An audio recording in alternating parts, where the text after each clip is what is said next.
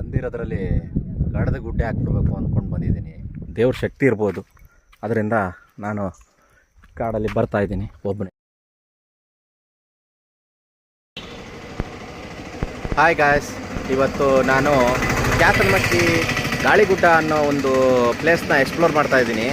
ನಾನು ನೆನ್ನೆ night ಕಳಸದಲ್ಲಿ stay ಮಾಡಿದ್ದೆ. ಇವತ್ತು ಹೊರಡ್ತಾ ಇದ್ದೀನಿ. ಇವತ್ತೇನಂತ ಮಳೆ ಏನಿಲ್ಲ, ಬಿಸಿಲು ಹೊಡಿತಾ ಇದೆ. ನೋಡ್ಬೇಕಲ್ಲಿ ವ್ಯೂ ಪಾಯಿಂಟಲ್ಲಿ ಬಿಸಿಲು ಹೊಡಿಯುತ್ತೋ ಅಥವಾ ಏನಾರು ಫಾಗ್ ಕಟ್ಕೊಂಡಿದೆಯೋ ಏನೋ ನೋಡೋಣ. ಬನ್ನಿ ಫ್ರೆಂಡ್ಸ್, ಹೋಗೋಣ. ಹಾಯ್ ಗಾಯ್ಸ್, ನಾನು ನಿಮ್ಮ ಮೋಟೋಲಾಗರ್ ರಾಜೇಶ್.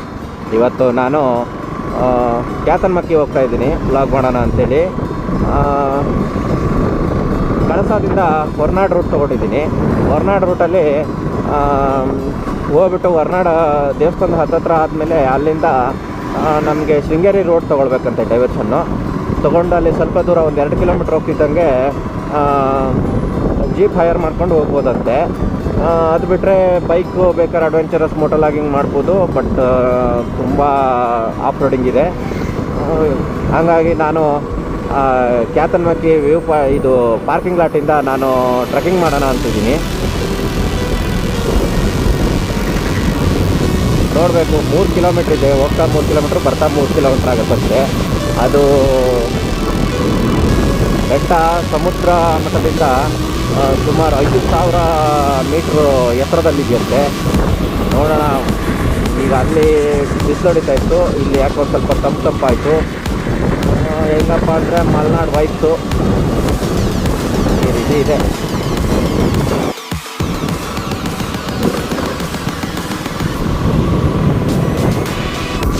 ಹೊರನಾಡು ರೋಡಲ್ಲಿ ಒಂದು 2-3 ಕಿಲೋಮೀಟ್ರ್ ಬಂದಾಗಿದೆ. ಈಗ ಹೋಗ್ತಾ ಇದ್ದೀನಿ. ತಂಪಾಗಿದೆ ವಾತಾವರಣ, ನವೆಂಬರ್ ಟೈಮಲ್ಲ, ಕೂಲ್ ವೆದರು ಚೆನ್ನಾಗಿದೆ ಹೋಗಲಿಕ್ಕೆ. ಫ್ರೆಂಡ್ಸ್, ನೀವು ಹೊರನಾಡು ಬಂದವರು ಕ್ಯಾತನಮಕ್ಕಿ ಒಂದ್ಸಲ ಟ್ರೈ ಮಾಡ್ಬೋದು. ಬಟ್ ಏನಪ್ಪ ಅಂದರೆ ಆಫ್ ರೋಡಿಂಗ್ ಇದೆ, ಬೈಕರ್ಗಳಿಗೆ ಚೆನ್ನಾಗಿ ಅನಿಸುತ್ತೆ. ಬಟ್ ಟ್ರೆಕ್ಕಿಂಗ್ ಮಾಡೋರಿಗೆ 3 ಕಿಲೋಮೀಟ್ರು ಹೋಗಬೇಕು, 3 ಕಿಲೋಮೀಟ್ರ್ ಬರಬೇಕು, ಒಂದು 6 ಕಿಲೋಮೀಟ್ರ್ ಆಗುತ್ತೆ.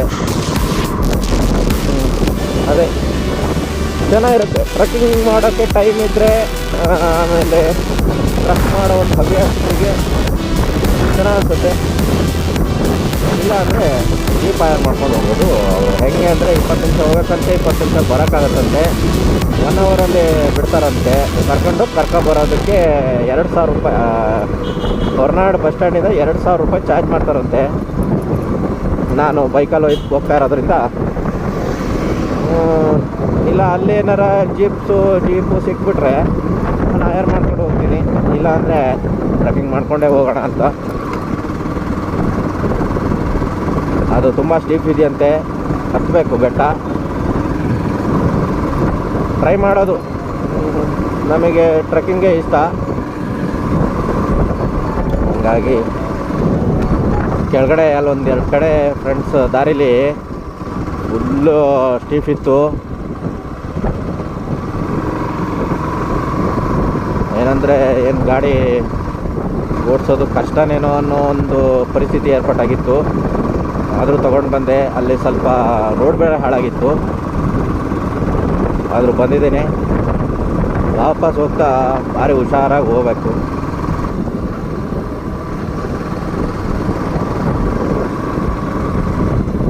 ನೋಡಿ, ಇಲ್ಲಿಂದನೇ ಎಷ್ಟು ಒಂದು ಥಂಡಿ ವಾತಾವರಣ, ಕೂಲಾಗಿದೆ.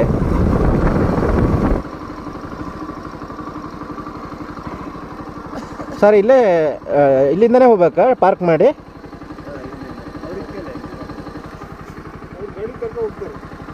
ಗೈಡಾ?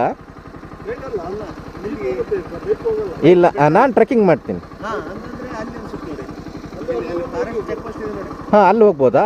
ಇಲ್ಲೇ ಮುಂದೆ ಹೋಗ್ಬೋದಾ? ಆ ರೂಟಾ? ಬೈಕ್ ಹೋಗ್ಬೋದಾ ನಿಧಾನಕ್ಕೆ? ಹಾಂ ಹಾಂ. ಓ, ಅಲ್ಲಿ ಕಾಣ್ತಿದೆಯಲ್ಲ ಅದು? ಹಾಂ. ಓ, ಜೀಪಿಗಾದರೆ ಈ ರೂಟು? ಹಾಂ ಹಾಂ. ಸರಿ ಸರ್, ಆಯಿತು.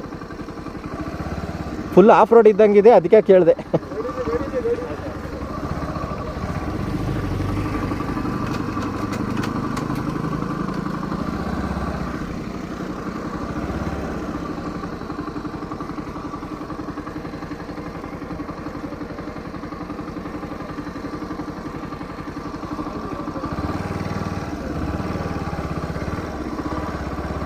ಸರ್ ಟ್ರೆಕ್ಕಿಂಗ್ ಮಾಡೋದಾದರೆ ಇಲ್ಲಿಂದ ಹೋಗ್ಬೋದಾ?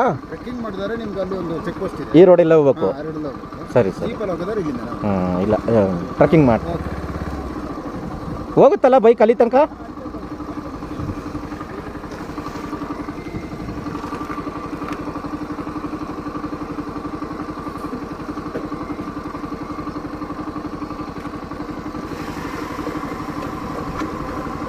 ನಾನೇನು ಈ ರೋಡಲ್ಲಿ ಹೋಗ್ತಾ ಇದ್ದೀನಲ್ಲ ಫ್ರೆಂಡ್ಸ್, ಇದು ತುಂಬ ಸ್ಟೀಫ್ ಇತ್ತು, ಎದೆ ಜೆಲ್ ಅನ್ನೋಷ್ಟು ಸ್ಟೀಫ್ ಇತ್ತು. ಗಾಡಿನ ತುಂಬ ಹುಷಾರಾಗಿ ಓಡಿಸ್ಕೊಂಡು ಹೋದೆ. ಕೆಲವೊಂದು ಕಡೆ ತುಂಬ ಅಪ್ಪು, ತುಂಬ ಡೌನ್ ಇತ್ತು, ಆದರೂ ಹುಷಾರಾಗಿ ಹೋದೆ. ನೋಡಿ, ನೆಕ್ಸ್ಟ್ ಬರೋದೇ ಚೆಕ್ ಪೋಸ್ಟ್.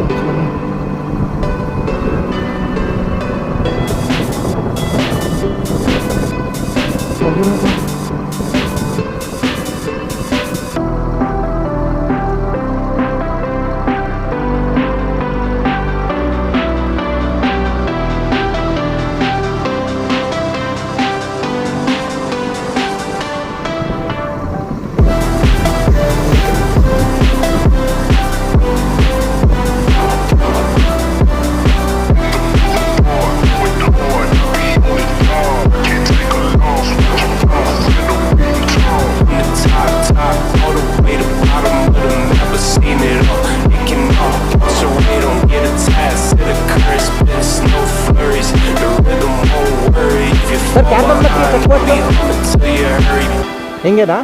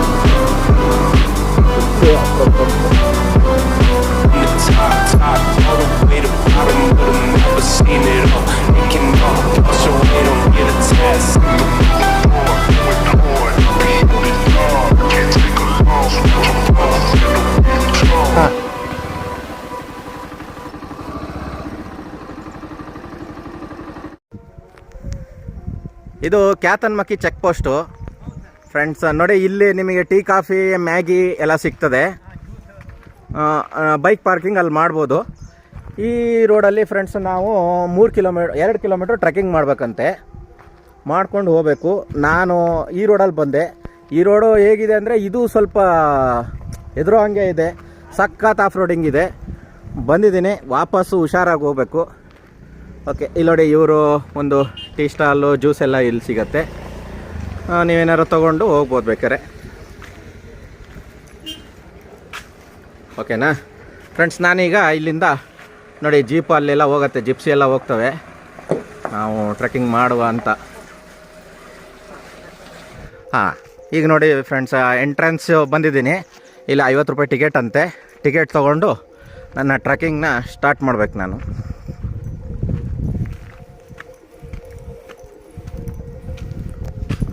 ಮಾಡಿರೋದು ಒಳ್ಳೆಯ ಕೆಲಸ. ಇಲ್ಲಿ ಬೈಕ್ ರೈಡ್ ಮಾಡೋದು ತುಂಬಾ ಕಷ್ಟದ ವಿಚಾರ, ಬೇಡದೇ ಇರೋ ಕೆಲಸ ಅಂತ ಹೇಳ್ಬೋದು.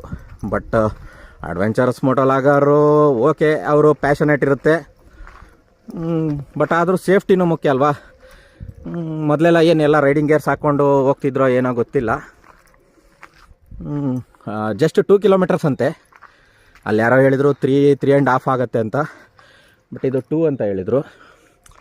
ಒಳ್ಳೆಯದೇ ಆಯಿತು. ಟ್ರೆಕ್ಕಿಂಗ್ ಕಡಿಮೆ ಇದ್ದರೆ ಆರಾಮಾಗಿ ಬೇಗ ಹೋಗಿ ಬೇಗ ಬರ್ಬೋದು. ನೋಡಿ ಈ ಥರ ಇದೆ ರೋಡು. ಇದರಲ್ಲಿ ಎಂಥ ಬೈಕ್ ಓಡಿಸೋದು ಟೂ ಡೇಂಜರಸ್. ಸೇಫ್ಟಿನೂ ಒಂದು ಏನು ಚೀಸ್ ಅಂತಾರಲ್ಲ, ಸೇಫ್ಟಿ ಬಿ ಏಕ್ ಚೀಸ್ ಹೋತಾ ಹೈ, ಆ ಥರ ಆಯಿತು. ಓಕೆ, ಇಲ್ಲಿಗೆ ಸುಸ್ತಾಯ್ತಾ ಇದೆ. ಇನ್ನು ಮುಂದೆ ರೋಡು ಯಾವ ಥರ ಇದೆ, ಇಲ್ಲ ರೋಡ್ ಯಾವ ಥರ ಇದೆ ನೋಡಿ. ಇದರಲ್ಲಿ ಜೀಪು ಬರೋದು ಕಷ್ಟ ಅನ್ನೋ ಪರಿಸ್ಥಿತಿ ಇದೆ.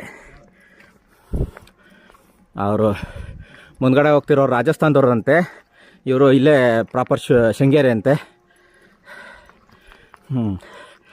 ಈಗ ಇವರೇ ನನಗೆ ಜೊತೆಗಾರರು. ಜಾಸ್ತಿ ಜನನೂ ಇಲ್ಲ, ವೀಕೆಂಡು, ಬಟ್ ಆದರೂ ಜನ ಕೆಳರೆ ಈ ನೀರನ್ನ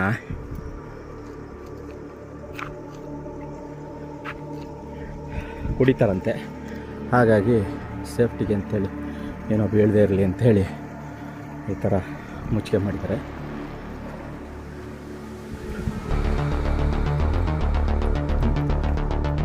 ಕಾಡು ಪ್ರಾಣಿಗಳು ಯಾವುದಾರ ವೈಲ್ಡ್ ಅನಿಮಲ್ಸ್ ಬಂದರೆ ಏನು ಮಾಡೋದೀಗ ನೋಡಿ. ಜೀಪು ಬರ್ತಾ ಇದೆ ಟಫ್ ರೋಡಲ್ಲಿ.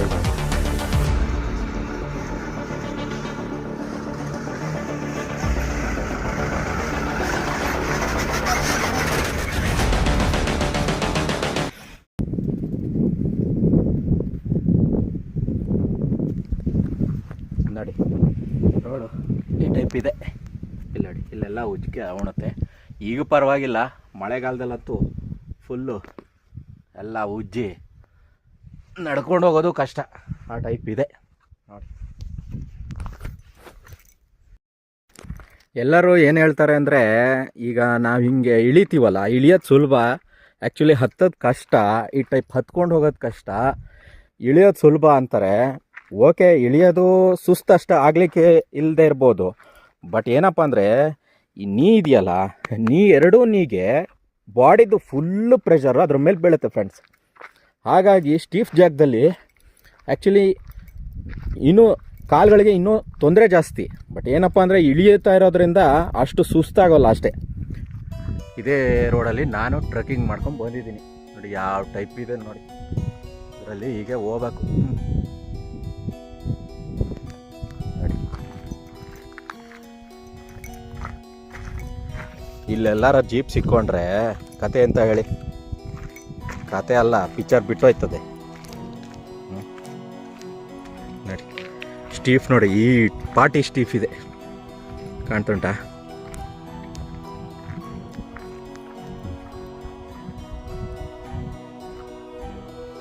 ಪೂರ್ತಿ ಇದೇ ರೀತಿ ಟ್ರೆಕ್ಕಿಂಗ್ ಪ್ಲೇಸ್, ಪೂರ್ತಿ ಕೆಳಗೆ ತನಕನೂ ಇದೇ ರೀತಿ. 2 ಕಿಲೋಮೀಟ್ರ್ ಹೋಗ್ಬೇಕು, 2.5 ಕಿಲೋಮೀಟ್ರು ನೋಡಿ. Fully dense forest. ನಾನು ಒಬ್ಬನೇ ಈ ಕಾಡಲ್ಲಿ. ಅದು ಯಾವುದೋ ಒಂದು ದೇವ್ರ ಶಕ್ತಿ ಇರ್ಬೋದು, ಅದರಿಂದ ನಾನು ಕಾಡಲ್ಲಿ ಬರ್ತಾಯಿದ್ದೀನಿ ಒಬ್ಬನೇ. ಹಿಂದೆ ಮುಂದೆ ಸಮೇತ ಯಾರೂ ಇಲ್ಲ ಇಲ್ಲಿ ಟ್ರೆಕ್ಕಿಂಗ್ ಮಾಡೋರು, ಒಬ್ಬನೇ ಹೋಗ್ತಾಯಿದ್ದೀನಿ. ದೇವರಿದ್ದಾನೆ, ಕಾಪಾಡ್ತಾನೆ ಅನ್ನೋ ನಂಬಿಕೆ.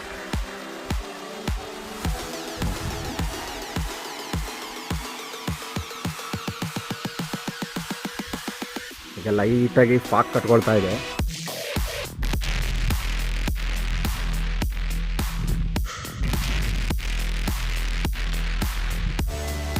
ನೋಡಿ, ಆ ಕಡೆ ಬೆಟ್ಟ, ಈ ಕಡೆ ಡೌನು. ನಾನು ನೇತ್ರಾವತಿ ಪೀಕು ತುಂಬ ಚೆನ್ನಾಗಿದೆ ಅಂದ್ಕೊಂಡಿದ್ದೆ, ಬಟ್ ಇದು ಏನೋ ತಗೊಳ್ಳೋ ಹಾಗಿಲ್ಲ, ಅಲ್ಟಿಮೇಟ್ ಇದೆ. ಸ್ವಲ್ಪ ಮೋಡ ಇದ್ದು ಸ್ವಲ್ಪ ಫಾಗ್ ಇದ್ದಿದ್ರೆ ಅದೇನೋ ಹೇಳ್ತಾರಲ್ಲ, ಸೋನೆ ಪ್ರೆಸ್ಸು ಹಾಗ ಆ ಥರ ಆಗ್ಬಿಡೋದು. ಬಟ್ ಓಕೆ, ನೋಡೋಣ ಹೋಗಿ.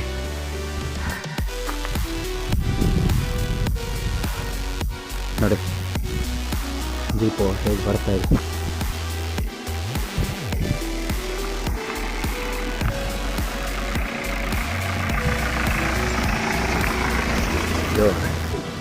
ಜೀಪು 4x4 ಓಡಾಡೋ ಜಾಗ.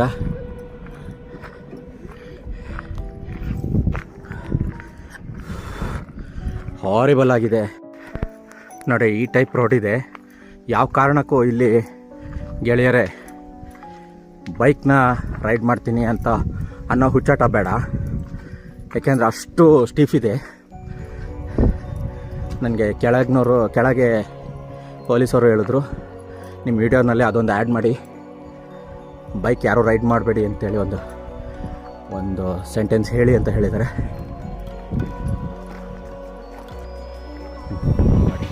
ನಾನು ಆ ಮೇಲೆ ಹೋಗಬೇಕು. ಅಲ್ಲಿ ಜನ ಕಾಣ್ತಿದ್ದಾರಲ್ಲ, ಅದು ಪೀಕ್ ಪಾಯಿಂಟ್. ಓಕೆನಾ ನೋಡಿ, ಇವರು ಟ್ರಕ್ ಡ್ರೈವರು 1500 ರೂಪಾಯಿ ಬಾಡಿಗೆ ಅಂತೆ. 7 ಜನನ ಹಾಕೊಂಡು ಬರ್ತಾರೆ ಟ್ರೆಕ್ಕಿಂಗ್ ಮಾಡೋಕ್ಕೆ. ಹಾಂ ನೋಡಿ, 1200ಕ್ಕೂ ಮಾಡ್ತಾರಂತೆ ವೀಕ್ ಡೇಸಲ್ಲಿ. ಇದು ವೀಕೆಂಡ್ ಇರೋದ್ರಿಂದ 1500. ಹಾಂ ಓಕೆ ಹೀಗಿದೆ. ಟ್ರಕ್ ಹೈರ್ ಮಾಡಿಕೊಂಡು ಅಲ್ಲ ಎಂಥದ್ದು ಜಿಪ್ಸಿ ಹೈರ್ ಮಾಡ್ಕೊಂಡು ಬರ್ಬೋದು. ಬೆಟ್ಟ ನೋಡಿ ಇದೆ.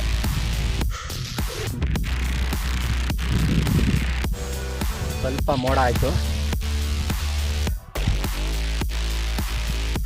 ಬಿಸಿಲಿದ್ರೆ ಸ್ವಲ್ಪ ಸುಸ್ತಾಗತ್ತೆ. ಸ್ವಲ್ಪ ಬಿಸಿಲಿದೆ, ಒಂದೊಂದ್ಸಲ ಮೋಡ ಆಗುತ್ತೆ, ಆ ಥರ ಎಲ್ಲ ಇದೆ. ನಾನು ಇದೊಂದು 2 ಅವರ್ ಇರ್ತೀನಿ. ನನಗೆ ಯಾವ ಕಮಿಟ್ಮೆಂಟ್ ಇಲ್ಲ. ಜೀಪಲ್ಲಿ ಬಂದಿಲ್ಲ ನಾನು. ಜೀಪ್ನವರಾದರೆ 1 ಅವರ್ ಮಾತ್ರ ಟೈಮ್ ಕೊಡೋದಂತೆ. ಅಷ್ಟರಲ್ಲಿ ಹೋಗಿ ನೋಡ್ಕೊಂಡು ಬಂದುಬಿಡ್ಬೇಕು. ನನಗೆ ಯಾವುದೂ ಕಮಿಟ್ಮೆಂಟ್ಸ್ ಇಲ್ಲ. ಹಾಗಾಗಿ ಎಷ್ಟೊತ್ತಾಗತ್ತೋ ಅಷ್ಟೊತ್ತು ಇರ್ತೀನಿ. ಇದ್ಬಿಟ್ಟು ಆರಾಮಾಗಿ ಕೂಲಾಗಿ ಕೂತ್ಕೊಂಡು ಪೀಸಾಗಿ ಈ ಒಂದು ಪ್ಲೇಸ್ನ ಎಂಜಾಯ್ ಮಾಡಿಕೊಂಡು ಚಿಲ್ ಮಾಡಿಕೊಂಡು ಬರ್ತೀನಿ. ಓಕೆನಾ ನೋಡಿ, ಈ ಟೈಪ್ ಇದೆ.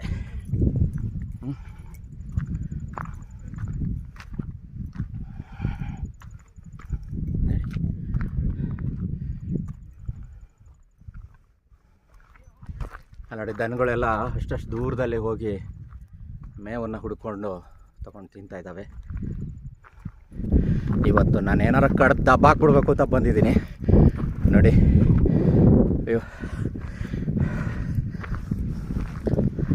ಫ್ರೆಂಡ್ಸ್, ಇದರಲ್ಲಿ ಒಂದು ಮೆಸೇಜ್ ಹಾಕ್ತೀನಿ. ಏನಪ್ಪ ಅಂದರೆ, ಇಲ್ಲಿ ಬಂದವರು ಯಾರು ಪ್ಲಾಸ್ಟಿಕ್ಕು ಕಸನೆಲ್ಲ ಇಲ್ಲಿ ಬಿಸಾಡಬೇಡಿ ದಯವಿಟ್ಟು. ಈ ಪ್ಲೇಸು ಸುಂದರವಾಗಿದೆ, ಅದನ್ನು ನಾವು ಕಾಪಾಡ್ಕೊಳ್ಳೋಣ. ನಮ್ಮ ಮುಂದಿನ ಜನ್ರೇಷನಿಗೂ ಈ ಒಂದು ಪ್ಲೇಸ್ನ ಹೀಗೇ ಇರಲಿಕ್ಕೆ ಬಿಡೋಣ. ಇಲ್ಲಾಂದರೆ ಅವರಿಗೆ ಈ ಥರ ಪ್ಲೇಸ್ ನೋಡಲಿಕ್ಕೆ ಇರೋದಿಲ್ಲ. ಕಸ, ಬಿಸ್ಕೆಟ್ ಪ್ಯಾಕೆಟು, ಬಾಟಲ್ಸು ಎಲ್ಲದನ್ನು ತಂದವರು ತೊಗೊಂಡು ಕುಡಿದ್ಮೇಲೆ ಅದನ್ನು ತಿಂದ ಮೇಲೆ ನಿಮ್ಮ ಬ್ಯಾಗಲ್ಲೇ ಹಾಕ್ಕೊಂಡು ತೊಗೊಂಡೋಗ್ಬಿಡಿ. ಇಲ್ಲಿ ಮಾತ್ರ ಬಿಸಾಕ್ಬಿಡಿ ದಯವಿಟ್ಟು ಎಲ್ಲರಿಗೂ. ಮತ್ತು ಇನ್ನೊಂದು ಸಜೆಷನ್ ಏನಪ್ಪ ಅಂದರೆ, ಯಾರು ಈ ಪ್ಲೇಸಿಗೆ ಕೆಳಗಡೆ ಪಾರ್ಕಿಂಗ್ ಲಾಟಿಂದ ಬೈಕಲ್ಲಿ ಬರಬೇಡಿ. ಬೈಕ್ ಪರ್ಮಿಷನ್ ಇಲ್ಲ, ಬಟ್ ಆದರೂ ಯಾರ ಸಹಾಯ ಮಾಡಿದ್ರೆ, ಅಲ್ಲ ಏನಪ್ಪ ಅದು, ಸಾಹಸ ಮಾಡೋರಿದ್ದರೆ ದಯವಿಟ್ಟು ಬೇಡ. ತುಂಬ ಡೇಂಜರ್ ಪ್ಲೇಸ್ ಇದು, ಬೈಕ್ ರೈಡ್ ಮಾಡಲಿಕ್ಕಾಗಲ್ಲ. ಆಯಿತಾ, ಬನ್ನಿ ಚಿಲ್ ಮಾಡಿ ಹೋಗಿ. ಚೇರ್ಸ್ ಇದ್ದಾವೆ. ಇವರು ನನ್ನ ಜೊತೆ ಬಂದವರು ವಾಪಸ್ ಹೊರಡ್ತಾ ಇದ್ದಾರೆ. ನಾನಿನ್ನೂ ಈಗ ಬರ್ತಾಯಿದ್ದೀನಿ. ಅಂದರೆ ನಾನು ಎಲ್ಲ ಕಡೆ ಚಿಲ್ ಮಾಡ್ಕೊತ ಬಂದೆ, ಇವರು ಓಡೋಡಿ ಬಂದರು. ಓಕೆ, ಹೊರಡ್ತೀರಾ? ಕಂಪ್ಲೀಟ್.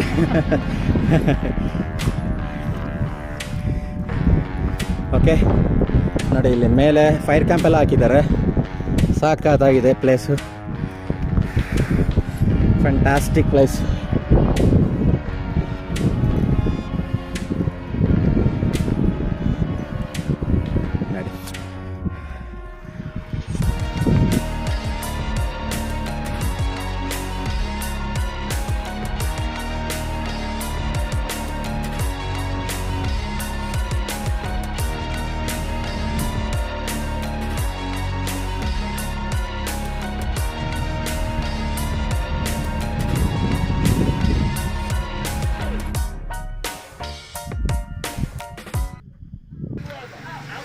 ನಾನು ಬಂದು ಈಗ ಒಂದು ಮುಕ್ಕಾಲು ಗಂಟೆ 1 ಅವರ್ ಆಗಿದೆ.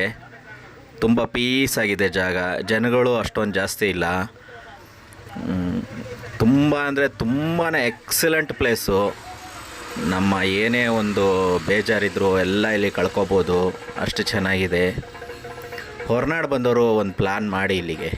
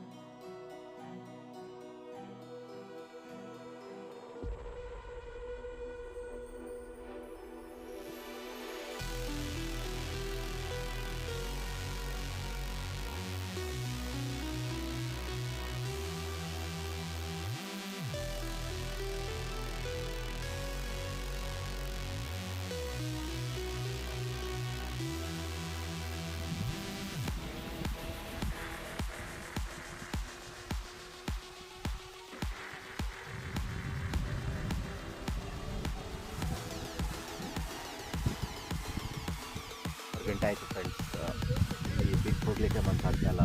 ಅಷ್ಟು ಚೆನ್ನಾಗಿದೆ. ಬಿಸಿಲು ಬರುತ್ತೆ, ಮೋಡ ಕವರ್ ಆಗುತ್ತೆ, ಮತ್ತೆ ಬಿಸಿಲು ಬರುತ್ತೆ, ಮತ್ತು ತಂಪು ಗಾಳಿ ಬೀಸುತ್ತೆ. ಫ್ಯಾಂಟಾಸ್ಟಿಕ್ ಇದೆ ಫ್ರೆಂಡ್ಸ್.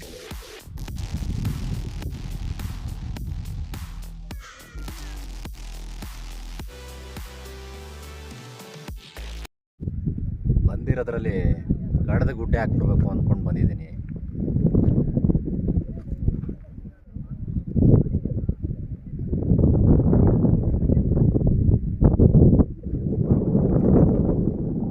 ಕಾಣ್ತಾ ಇದೆಯಲ್ಲ, ಅಲ್ಲಿ ಒಂದು ಪೀಕ್ ಪಾಯಿಂಟ್ ಇದೆ, ಅಲ್ಲಿಗೂ ಹೋಗಿ ಬರೋಣ ಅಂತ ಹೋಗ್ತಾ ಇದ್ದೀನಿ.